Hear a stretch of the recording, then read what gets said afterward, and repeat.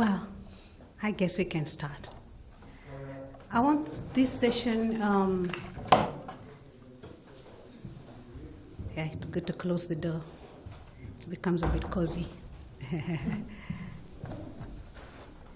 I want this section to be really as interactive as possible.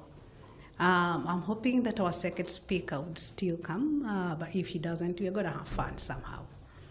I believe that each one of us has a story, and if we can contribute our stories, we can learn from each other. But before we do that, I'm going to give you my own story. My name is P3-963-Leadership.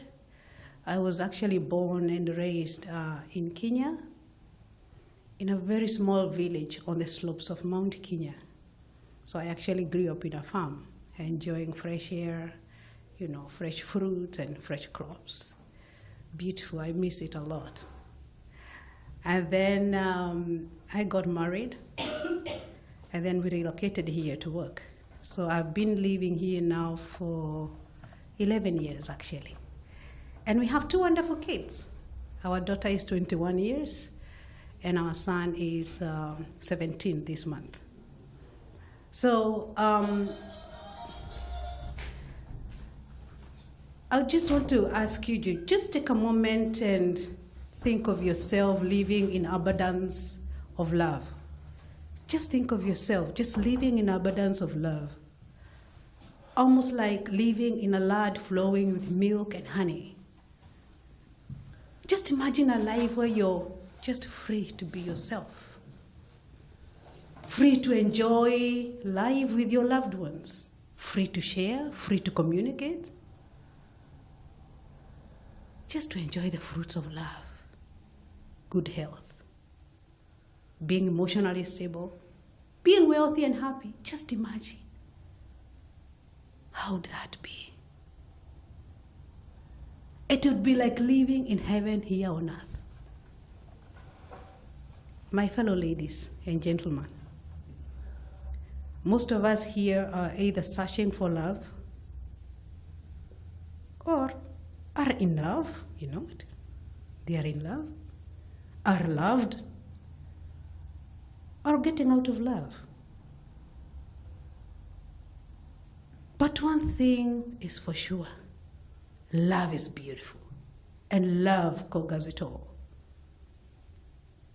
So the question is, then why do we have painful and hurting moments and relationships?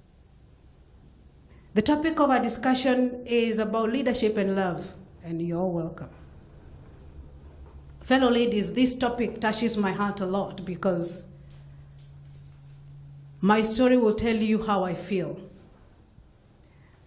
3 years ago, I was seated on my desk in my office. Between my husband and I, we started a foundation here in the Netherlands. We call it Marriage Strings. And we deal a lot with love issues, marriage, and also leadership. And 3 years ago, I was seated in my office in the Netherlands, and my sister from Kenya calls me, and I'm like, why is Lucy calling me at this time? So she told me, Mom is struggling with breath on a hospital bed. And I said, oh my goodness. So the doctors tried all they could, but they could not revive her. It was sudden death. And, you know, with the tears on my eyes, and of course you can imagine groaning in pain and just that feel of losing a loved one, I had so many questions in mind. Why so soon? She was just 68 years, beautiful lady, very influential in the community. Why so soon? Why when I'm not there to hold her or to be with her? Why so soon? The pain was deep and there were many unanswered questions. My mom had survived stomach cancer 2 years prior to her death. But we came together as a family and fought it through, and she succeeded. She was cancer-free at the time of her death. But she also developed high blood pressure, and she died of cardiac arrest. And this is where my story begins. One day before her death, she had requested a private moment with her best friend. And this private moment was to share a story she wanted us as her children to hear, and the ladies in the community that she used to take care of. She wanted us to know her story. But the question is, why was she not bold enough to say it before? Apparently, it became clear that my mother had lived for years with the bitterness, anger, and pain, and feeling of betrayal. She felt insecure and hopelessness. Why? Because of extramarital affairs and emotional abuse that she sustained from my father. And like many ladies, you and me, sometimes we do, she suffered quietly. She did not want us as her children to know. She did not want anyone to know. And so the question is, why? Beautiful, beautiful lady, why? My mom wanted no one to know. And this is what has caused the passion I have inside of me to touch many ladies and men with the word of love. I decided that I'm not going to see any other victim. I am going to help the ladies. I am going to help the men. Because I realized while mom went through it, she looked so good on the outside, but it was just a shell. Inside, she was hurting. So how can we reach these beautiful ladies? We started our foundation, and our foundation helps ladies. I've been talking a lot with the ladies back at home, because that's where my heart is. Ladies also here, trying to touch them. And then the question is, what about your dad, Beatrice? I talked with my dad. I forgive my dad. I love him dearly. My dad has moved on with life. He has married a beautiful, beautiful lady. And I have been talking to him, and I realized he also didn't know how to love. You cannot become a good leader if you don't know how to love either. I believe that strongly. And because he did not know how to love, because he was not loved either, he suffered a lot. And that was reflected in his marriage relationship. So what did we do with my dad? I wrote a second book. I wrote a book. This book is How to Be a Nurturing Husband, to teach him how to become a nurturing and loving husband. That is targeting men. What about he has now a beautiful lady? How can they manage their relationship? Tuning your relationship to last a lifetime. And so we developed this book, 2 books. Why? Because we felt even before we can become leaders, we need to know how to love. And so through our foundation, we have come up with 6 points, which I'm going to share with you this afternoon. I'm going to share with you 6 very important points that I believe, if taken care of, every marriage would survive. To me, marriage and leadership are intertwined. You cannot give what you don't have. So for you to become an effective leader, for you to be able to love and attain the 2, you also have to love yourself. You also have to start with yourself. And so I'm going to teach you something today. And these are the 6 points that are well explained on this book. And number 1, how can we sustain a loving relationship? Number 1, we have to love one another. We call it the loving string. And I remember going with friends out one time, a bunch of good friends, my dear friends, and we were couples. And one lady said, honey, you never say that you love me. And then the husband looked at her and said, I said I love you on our wedding day. And if I change my mind, I'll let you know. The secret to any marriage relationship and to any loving relationship is putting that love first. Meaning that for the relationship to stand the pressures of life, your spouse, your relationship has to be the absolute top priority. You have to. And even if it is in an office where you are the leader, let's say you're the CEO, it's the same thing. You have to value your staff members. The second point, gifting stream. And just to take you back one step, why we called it the marriage strings is because it is based on 6 strings. And those 6 strings are the ones I'm explaining right now, but they're developed from the metaphor of playing a guitar. A guitar usually has 6 strings for those that have the sophisticated guitars. And so this is how we developed the title marriage strings.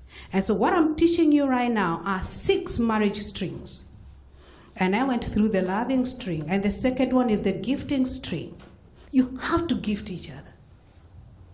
You have to give each other. You have to outgive each other. And so the question is, how well do you know your spouse, for example? Do you know what tickles their hearts? You need to know them. For example, do you know their favorite perfume or shoe size, for example? Our third string is the sharing string. One of the major characteristics of a successful relationship is sharing a life where decisions and concerns and personal preferences are shared and taken care of. You have to share every point of your lives. Is it about decisions about children? How many kids do you want to have? For example, right from the beginning, before we got married, we knew we want to have 2 kids. And then we prayed and told God, give us at least a male and a female. And God honored that. So we have a girl and we have a boy. And so right from the beginning, it was very clear that this is the goal we want to achieve when we get married. And so sharing is very, very important. And I'm saying this because we're talking about love. And so the next point is about sex. When you're talking about love, there's also sex in it. And there's no doubt for every healthy relationship, especially in marriage, the most important element is sex. And it's very, very important that it is respected. So, how well do you know your spouse? How passionate is your sex life, for example? How often do you have it if you're in a marriage relationship? How well are you able to connect with your spouse? And then we have the guarding string, where we talk about loyalty. We talk about fidelity, respecting one another. And it's from this that we have a happy and healthy and safe and lasting relationship. Our second last is talking. Communication is very important. If love has to survive, there has to be some communication. So a good marriage thrives on the open exchange of emotions, desires, and beliefs. Right from the beginning, we knew my husband is a musician. He likes singing. He enjoys playing his guitar, and that is how we developed the marriage strings from the 6 guitar strings. And we knew that right from the beginning, he would want his children also to become musicians. So our kids, they all play instruments and they all sing. And so because right from the beginning that was clear in the marriage, it was already well shared through our talking, then we were able also to implement it. And so marriage is the greatest force and the gift that we can experience in life. So by sharpening the 6 marriage strings, and that is the gifting string, the sharing string, the sex string, the guarding string, and the talking string, then I believe that marriage can be sustained. And why am I focusing a lot on marriage here? Because that's where love is incubated. That's where love is. And if there's a problem with a marriage relationship, then the whole society, the whole organization gets affected. I have talked with so many people in my organization, in my church, and in my village, and most of their root problems stem from a problem somewhere in the love relationship. It could be that either, for example, they went through maybe a traumatic moment, maybe when the parents got divorced, and they didn't, like my own dad, whose parents got divorced when he was very young, so he did not have a role model to show him how to love. So, and you can now see with that, it is spilled also into his marriage relationship. And so I realized that there are so many people hurting there, and if you dig deep, even if you look at the shootings, for example, in the US, you will realize that the people who are doing the shooting, the hurt is coming from deep down their heart. Either they are coming from a single family, or they're coming from, you know, maybe a broken relationship. And I'm not saying that this is always the case, but the statistics also speak for themselves. And so if we can heal the marriage relationships and bring love back, be rest assured, we would have a different world. You're welcome. Yeah, so the session is about leadership and love. And so you're so much welcome. We're still waiting for our next speaker.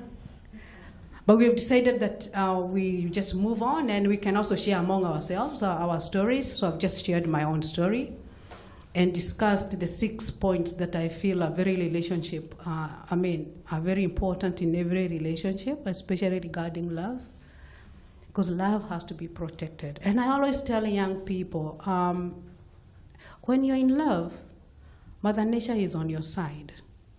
So you're in love, you have all these goose pimples, and you feel so good. But then what happens? After 2 years, Mother Nature starts disappearing slowly. And then problems start coming in. And these are now the flaws, even in a marriage relationship, starts getting exposed. And so if we don't tune our strings, if we don't tune our guitar strings, then we'll not be able to produce good music. And that is how it is also with marriage relationship. So for every marriage, the 6 strings have to be kept going. They have to be sharpened. If it is the sex string, like I've shared about the sex string, it has to be sharpened. And what do I mean by being sharpened? You have to work at it every day. If it's the talking communication string, and some of our fears that we normally have can be actually dealt with through communication. And so I'm going to leave it there now, and I would also want to hear your input, and if you have any questions, you can ask. But I think we've got quite a number of minutes to go. Yeah, we do have a lot of time. So we cannot be free to just share something, tell our story, maybe. Yeah? Want to say something? Yeah, no? Anyone? Yeah, I've just coming in, not knowing how I understand the intention, but yeah, the detail. But maybe I'll share what inspired me to come. So my name is Jessica Robinson, and I love the title of Leadership and Love, in part because I am a leader. I have my own company, and for me, even when I worked in a larger company, leadership to me is love. I'll start with that. But I'm also now having my own company. I find that I spent so much time building this company that I haven't put enough love into my own life. So I'm really focused this year. My word for this year is love. And it's really about bringing love into every aspect of my life. And but also manifesting my soulmate.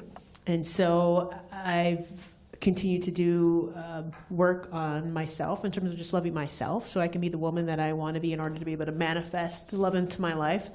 But also really, so I can be the leader that I really want to be. So outside of that, the brand promise that I do have with for my company and how we work with our clients is we love you through your toughest times. And I have a cybersecurity company. And so a lot of times they are going through a very tough time when we're coming in and supporting them when they're going through a breach or something like that. So it's loving them through their toughest times in the workplace and personally. And so for me, it's important to bring love into every relationship that I have with my clients, but then also to make sure I'm bringing love into every interaction that I have with my family, and then I'm bringing love into every interaction that I have with my friends, and then continue to focus on what does it really mean to create a loving relationship. and really setting the intention for the type of relationship that I want as I really focus on manifesting my soulmate. So I was interested in coming to the talk for that. For my word for this year is love. And so every day I do something that is an intentional act that creates love in my life. So whether it's doing a specific act for someone else, or whether it's, we're in a church, so it's lighting a candle and just, setting an intention for love, and whatever that happens to be. But it's making the intention to focus on it and bring it and taking time for love, so that I am again being intentional about how I'm creating my life to manifest love in the way that I really want it to be, and to create the type of relationship I really want to have. Excellent. I really like that. I just mentioned a few minutes ago that you cannot give what you don't have. And through my dad's experience, I just shared a few minutes ago, my mom passed away, and we realized that she passed away out of the pain and anger that resulted, of course, in sickness and disease. And so she passed away, and I had to sit down with my dad and ask him what exactly went wrong. And I forgave my dad, and I love him so dearly. He's actually one of my students now. I'm teaching him how to love and how to become a nurturing father and husband. But you cannot give what you don't have. We have to work on ourselves as ladies, to love ourselves first. This morning, I was faced with a decision to put on makeup and to put on this dress and feel good about myself, and just put on something black and just come, even not to work on my nails. And then I said, okay, I have to love myself. Am I loving myself by just being just anyone out there? Not really. I have to feel good about myself. You have to love yourself. So I said, look, I looked at that mirror and really worked on myself, from the nails to the hair to my face and to the dress that I chose. And I looked at myself and I felt great. And when I came here, oh my goodness, you can see the faces lighting up. Beatrice, you look beautiful. You look nice. And you start radiating it. You look elegant, you start radiating it. Go working out, do exercises. I love my body so much because I knew if I love myself, I'll also love somebody else. So I go for massages once in a while, just spending time on myself. And sometimes it might even call for just having a quiet moment, just with yourself, just to connect with yourself. And so that's how I am supporting your point now, how important it is to love yourself first. And I'm teaching my dad also how to do it. And what I've told him is, Daddy, you did not have a mentor. You did not have somebody to look up to, because also his parents divorced when he was very young. But I've told him, do this, Daddy. Take walks every day. And just breathe in, breathe out. And think of yourself as a great man. See yourself as a great lover. See yourself as a great father. And because that gets into his subconscious mind, then it starts reflecting. So you see him becoming a lively father, a happy father. When I talk to him, he's now laughing more than before. So it's important to reflect on yourself also so much if you want to give or to exude something important. Yeah? Anyone else want to share something? You can say something. There's something from your heart. Well, I am Marta Mondragon. I come from Mexico, but I have been living here for 20 years, here in the Netherlands. And, the relationship between leadership and love is, I think I'm not the only one, who moved from my country to the Netherlands or to another country because of love. Because, I came here to study for a while, and then I met a Dutch guy. But I wanted to be productive in my country, which is also some of my loves also, and my career. And after years, we decided that still there was love with each other, and then I came here. And then you face the difficulties of moving to another country, leaving everything behind, and then you lose your role as a leader. that you were used to have before. And then there is an unbalance in your life, and then you have to try to continue keeping love and loving yourself. I fully agree with this issue that you have to love yourself first, and you have to look for your place and to create your new world. And then you become, again, a leader in another environment. And I think that is very important, and to find this balance, and to keep the love as a couple, as a marriage, the love for your children, who are also a mixture of cultures, and then to find your position, and to have also the possibility to help others. I think to love others who are sharing the same issue. And then I belong to a network of Mexican professionals here in the Netherlands, but we belong to a global network of Mexicans living abroad. But most of my country people here in Europe, we are all women. Not all, but most of us are women who are facing several issues similar to mine. And then we try to empower them also to find their place here in the new environment. So that is what I wanted to share with you. Excellent. Thanks. Thank you for your sharing. I'm Arun Baklu from Pune, India. And we are into leadership development and working with different cultures and different teams. So I really like the topic of love and leadership, and would just like to share a different perspective, which is that while marriage is a good starting point or incubator, as you called it, for love, I think the larger understanding might be that love is something unconditional. That, when we come totally, when we are one with our innermost essence, then your love is like the sun. It just radiates. It doesn't matter whether you're this color or that color or this nationality or anything, it's just radiating like the sun. And I think for me, that is a very spiritual process. When you let go of the body, in the sense that, so you realize you're not the body, you're not your role, you're not your nationality, you're not your gender, but you're a space of silence and peace.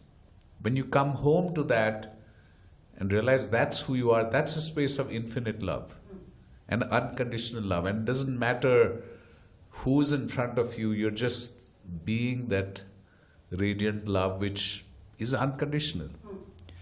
And I think marriage is a beautiful portal to that. It's not the resting point. I think it's a beautiful way to expand your love to encompass every single human being on the planet, every single animal, every single plant, everything. And for me, that's a spiritual process, and I think that, to me, is the heart of leadership. That love from unconditional love, a space of tremendous peace and silence and awareness that nothing can shake. I think that is the spark from where intuitively beautiful ideas come, inspiration comes, vision comes, and your compassion, your love is for everyone. Somebody asked some Buddhist monks, don't you miss sex? They said, we are coming all the time.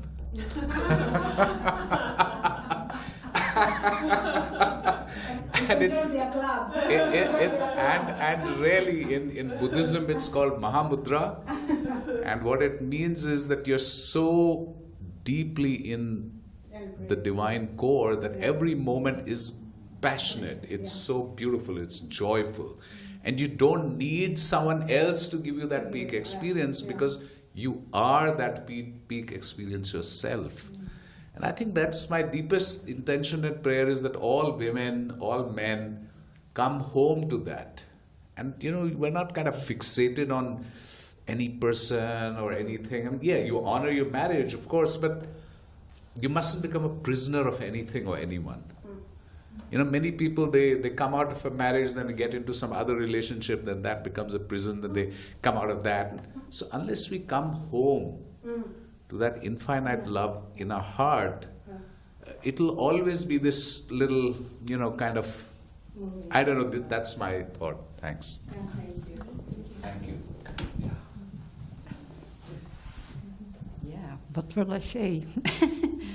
I totally agree with you. Why I'm here? Because of the two words leadership and love. And I think, it's unconditional love. And marriage is a form. I'm not married, I'm divorced.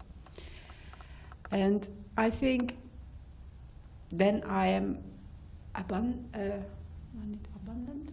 Abundant. Yeah, from love? No.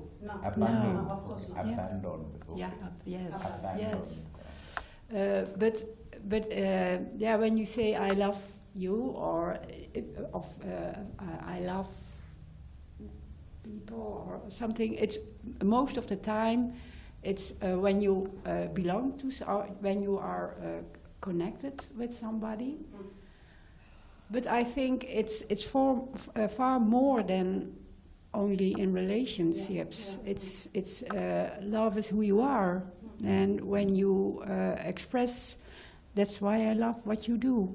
Love is your word. It's so beautiful, because when you are love, express your love, and then it will come to you in one way or one another. And maybe it's in a relationship, but maybe it's in what you are doing for other people from love.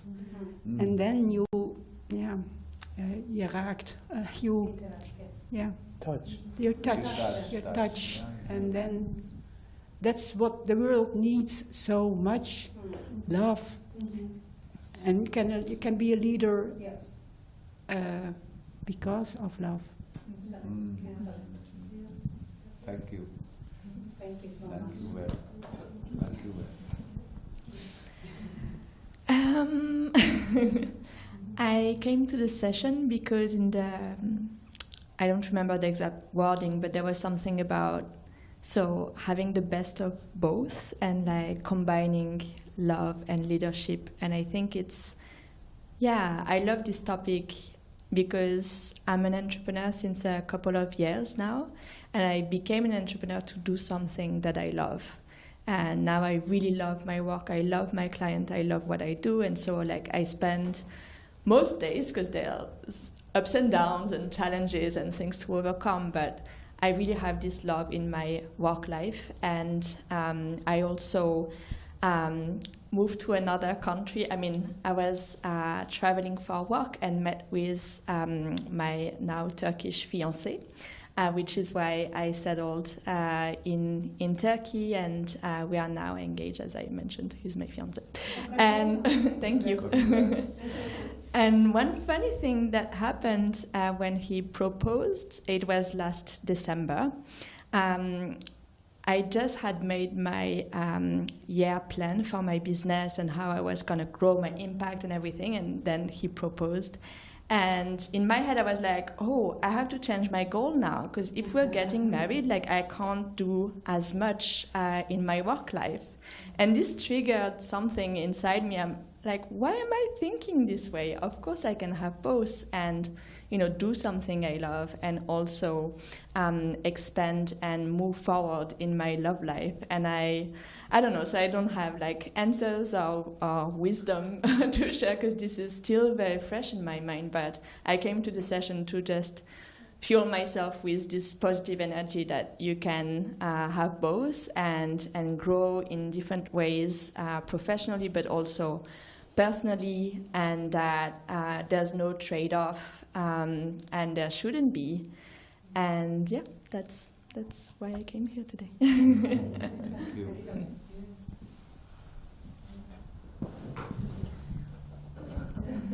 Oh wow, we have just made the best of the session, and I really do agree with what all of you have said, and love conquers it all.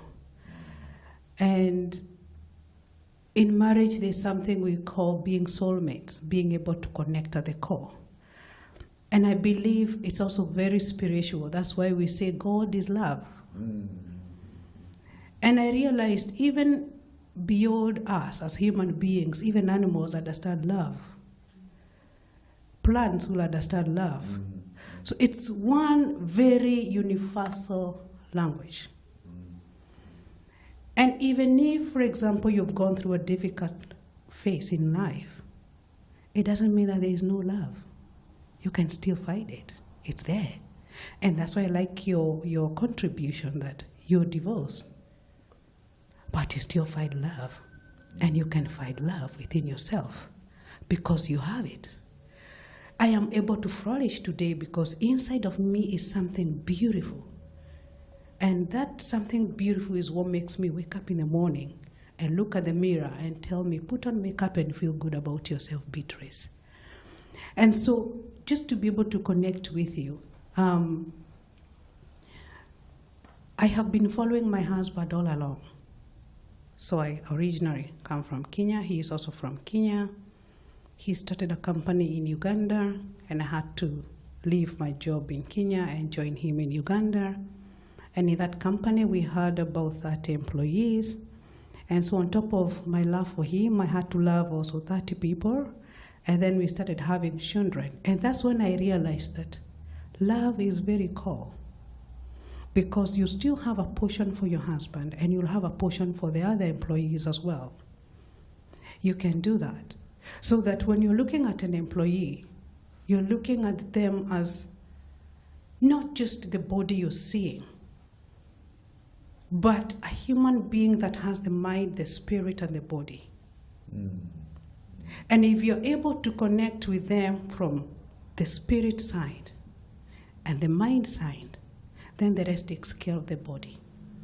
And so, and that really taught me a lot. So I was able to connect with them. Sometimes I could sit down with them and just listen to their stories. And that way I was able to connect with them.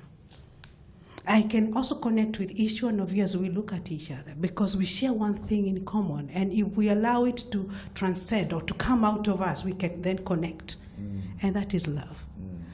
And so even as I focus on marriage, because that is my area of sort of, giving back to the society, I also agree that there is a point in life where you have something called, we call it very core, the deepest part of your heart is made of love.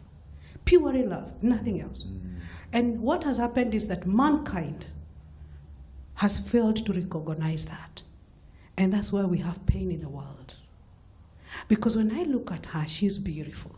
When I look at you, you're fantastic.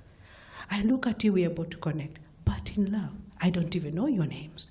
We might not even be coming from the same place. And so what do I do personally is to also nurture that part, to keep it going. And that's why I go to church. Some people do meditation every day. Some people do private walks, quiet walks, Some people just pray, and we have our own way of connecting with that deep core part of our hearts. We have a way of doing that. And so we need to maintain that. That's very important. I also realized that we were talking about the brain today, that we have a part of us in the brain, the subconscious brain, whose answers are always yes. And that's the point that connects with the spirit and the real core us. So what happens? If I'm always thinking about problems, then guess what it will give you back? Problems. Because it does not know how to say no. It always says yes. And that's the subconscious mind. And that's the most powerful part of a human body. And that's where love is. So when you're thinking about love, love is kind. Love is forgiving. Love is generous. There's nothing negative about love. So if you're thinking about love in that sense, then what will you be giving back? Kindness, forgiveness, gentleness. And that's what I want you to take out of this session. That when it's all said and done, we all have that love at the core of our hearts. And love is kind, it's gentle, it's forgiving.